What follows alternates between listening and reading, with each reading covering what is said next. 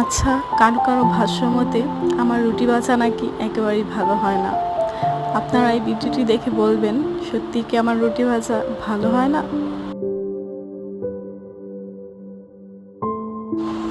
ভিডিওটি ভালো লাগলে অবশ্যই চ্যানেলটি সাবস্ক্রাইব করবেন।